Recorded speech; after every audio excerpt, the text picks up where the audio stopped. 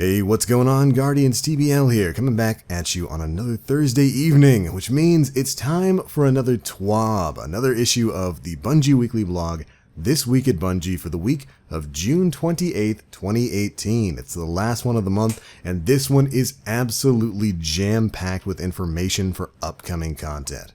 There is a lot of stuff in here, and we're going to try to break down some of the most important bits of information found within. So let's go ahead and dive on in. Now, of course, this week we've got the return of faction rallies, and with the return of faction rallies, we've had a lot of Guardians with some specific questions, specifically about why we can't purchase armor directly from faction leaders anymore.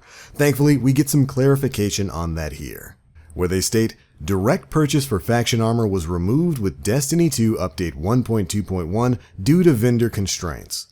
They explained in a Reddit post that these constraints popped up when they added in seasonal progression rewards for Season 3, but that they're planning on bringing this option back for Dead Orbit, New Monarchy, and Future War Cult in Update 1.2.3 prior to the final faction rally event of Season 3. Direct purchase will also be restored for Iron Banner in this update. So if you're somebody out there who, like me, was a little bit bummed that you didn't have all the armor collected back in Season 2 or whatever for the Iron Banner or for any of these factions and you couldn't directly purchase them this time around, no worries. Before the final Iron Banner and faction rallies go live next month, they'll push out an update that'll allow you to buy that stuff again. Definitely starting off with some good news. But after that, we get a bit of a calendar update for the incoming events within Destiny 2.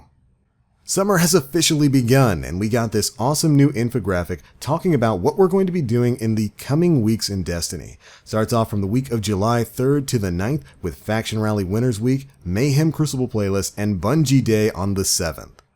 The following week from July 10th to the 16th, we've got the return of Iron Banner and of course Guardian Con on the 13th and the 14th. After that, for the week of the 17th to the 23rd, we've got Update 1.2.3 going into action on the 17th, the final faction rally of Season 3, and the Supremacy playlist returning.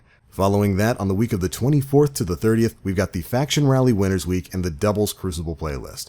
Finally, on July 31st, literally the last day of the month, we have got the start of the Solstice of Heroes, which is the hyper-mysterious summer event that we've been hearing so little about for recent weeks. But it looks like we're going to be having ourselves a pretty full month for the month of July. I gotta say, I really like that they're kind of filling every single week with an event for this month. We've got faction rallies and then Iron Banner, and then right at the end of the month we get whatever the Solstice of Heroes event is going to be. I've always argued that there should always be something special going on in the world of Destiny. Outside of just your milestones and the grind to reach max power level, there should be some sort of event at least every other week for Destiny, so I'm very happy that they're moving forward with this sort of thing, at least for the near future. But also, we're going to be getting another update to the development roadmap sometime in early July, so make sure you're staying tuned. Next up, we get to hear about some of the big Crucible changes coming in Update 1.2.3 on July 17th. Now, some of this stuff was brought up in previous updates, but in this, we're getting some specific details on how exactly certain game modes are going to be changing. Let's go ahead and get started. For the Crucible playlist update, in Quick Play, they're increasing the player configuration to 6v6 and updating the playlist description. That's right, every Quick Play game mode is going to be 6v6 moving forward. They're also removing Supremacy from the pool of available game modes. I know that's going to make maybe 60 to 70% of you Guardians happy. There's a lot of people who don't like Supremacy. Anyways, for changes to Control, they're updating the Control win score to 150, and Control zones will initially be neutral, so that change that's been made to Iron Banner, where you actually have to capture your home point, that change is being pushed out to the full normal Control game mode. Basically, we're taking it right back to where it was in Destiny 1. For Clash, they're updating the Clash win score to 100. Next, for competitive, the bomb fuse timer and countdown has been lowered from 40 seconds to 35 seconds, so you'll need to be a little bit faster if you want to stop people from defusing bombs in countdown. Next up are some general changes. Rumble will become a full-time playlist, which means it's going to either have its own playlist section that you'll always be able to select, or it's just going to be dropped into the quick play mode. I do believe it is the former rather than the latter. And then Supremacy will be added to the weekly featured playlist, updated to 6v6, and will have a win score of 150. Alright, let's move on to some of the changes coming to Crucible ranks. Once Update 1.2.3 drops, players will be able to earn Valor rank from additional playlists. These playlists include Competitive, Crucible Labs, Iron Banner, and Trials of the Nine. From now on, joining a game in progress will protect your Valor win streak for that game. If you lose, no penalties will be incurred on your Valor win streak, and if you win, your Valor win streak will still increase. Now this is huge. Adding Valor rank to all of these game modes, including Trials and Iron Banner, this is great. A huge question for the longest time has been, why don't you get any sort of ranking from Trials of the Nine or from Iron Banner or from anything like that? So adding Valor rank for all of that is great. I still think Trials of the Nine should count towards Glory ranking as well.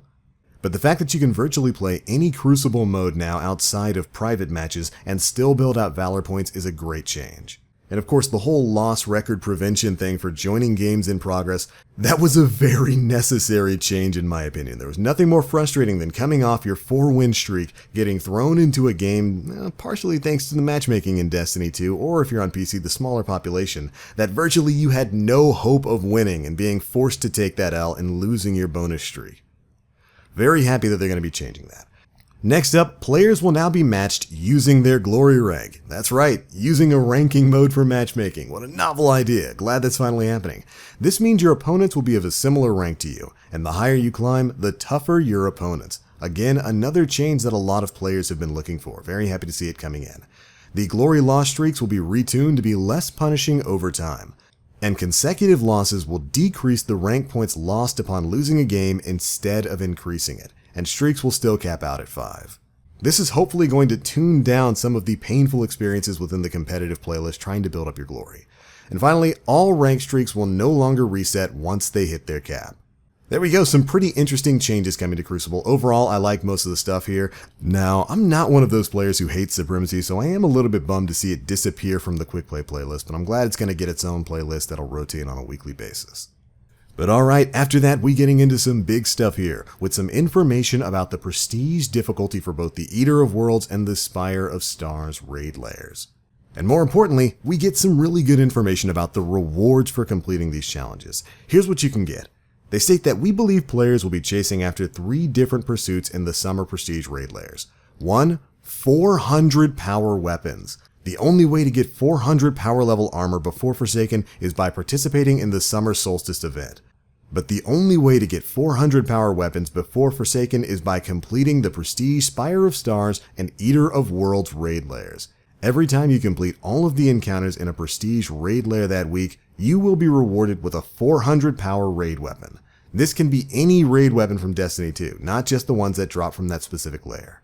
And also, of course, we've got raid armor ornaments. Each Prestige raid layer will have its own set of unique armor ornaments. And finally, exotic masterwork catalysts. Both raid layers have a masterwork catalyst that can be found only as a rare drop in the activity. And if you're curious to what those catalysts are, I do believe they're for the Telesto and the Sleeper Simulant, which we learned from recent Destiny database updates that point to those raid layers being tied to those weapons. Now, this is fantastic. I don't think anybody was expecting 400 power weapons and armors to be offered during the summer. But again, if you want to get 400 power level armor, you're going to have to participate in the Solstice of Heroes event that hasn't yet been explained. But if you want those weapons, you're going to have to run through the Prestige versions of the Eater of Worlds raid layer and the Spire of Stars. Super exciting stuff there. But that's not the only big changes coming to the raid layers. There's also going to be some very interesting challenges tied to them. First off, you're going to be experimenting a bit with sort of a locked loadout system. Or rather, I guess I should call it a curated weapon loadout. Curated weapon loadouts are going to be based on weapon archetypes. So over the summer, you might see combinations that require you to equip auto rifles, submachine guns, and sniper rifles, or scout rifles, hand cannons, rocket launchers, etc.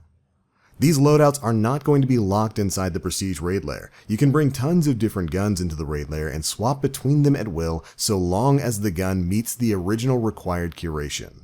So as long as you're matching that example formula of an auto rifle, a submachine gun, and a sniper rifle, you can swap in whatever you want.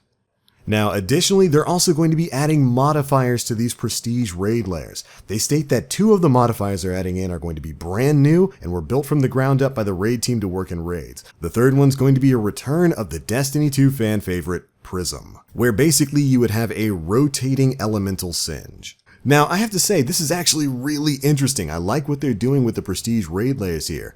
By adding in some of these 400 power level weapons, you're definitely encouraging people to run the hardest content in the game over and over again. And when you change up the way these curated loadouts work, that could create some really interesting challenges to go through. And of course, with modifiers, hopefully these modifiers are as fun to play with as some of the modifiers back in Destiny 1. And they do state that these modifiers are going to give you a distinct advantage, which really has me interested in learning more about what these 2 new raid modifiers are going to be. Now, as exciting as these prestige changes are, they do note that nothing is happening currently with the prestige version of the Leviathan raid. This is only going to affect the prestige version of the Eater of Worlds and the Spire of Stars. And you won't have to really worry about too many mechanical changes within the fights. The encounters within the prestige raid layers are virtually going to be staying the same.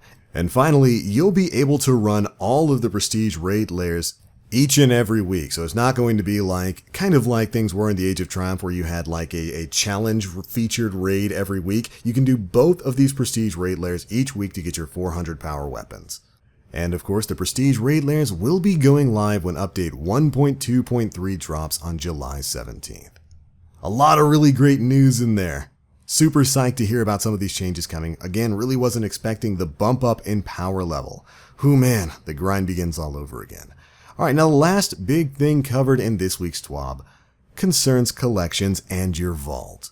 Most importantly, we get to hear a bit more about the new collections feature, which will record any weapon, armor piece, ghost, ship, sparrow, emblem, or shader available in Year 1 of Destiny 2. Now, if you don't know, the collection system is eventually going to allow you to reacquire items you've already picked up within the game world.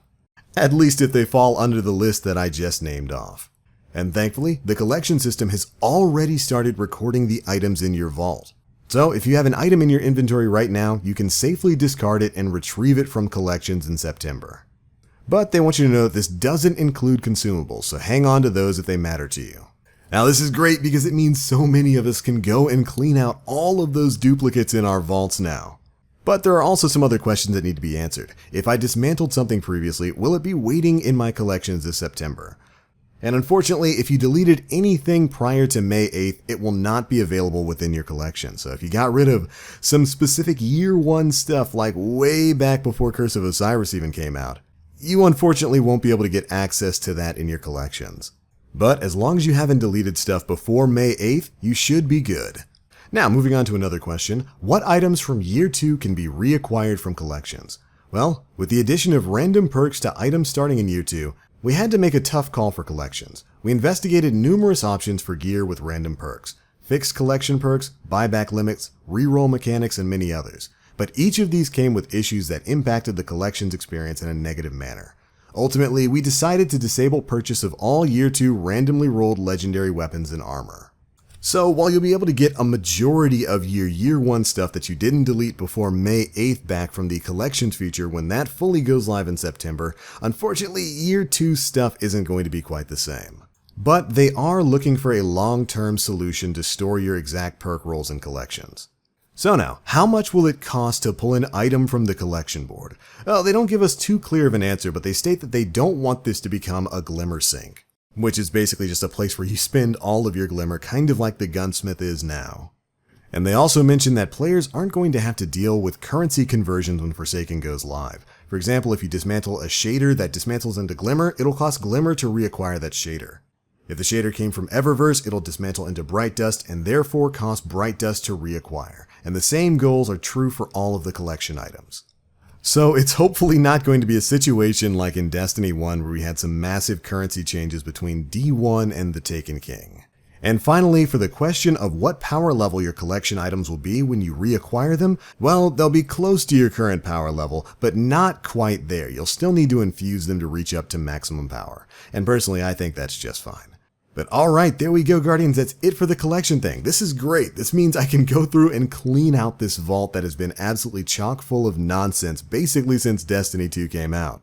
I really like that you're going to be able to pull out virtually everything of value from Destiny 2 Year 1. Hallelujah, I've got my vault space. But alright, Guardians, that is pretty much it for all of the most important information contained within this week's TWAB. This week's blog was absolutely chock full of information, so we'll leave a link to it in the description box below if you want to go and read the rest. But that is going to be it for this one, Guardians. There's a lot of stuff in here. Be sure to let us know how you feel of all these changes down in the comment section below, especially the stuff like the Prestige Raid Lair. That was super unexpected in my opinion. Be sure to let me know how you feel, and if you enjoyed the video, feel free to drop a like, make sure you subscribe, and hit the notification bell to stay up to date with all the latest stuff we're putting out. But alright, that's it for this one. As always, I am the Black Link. You Guardians, stay frosty.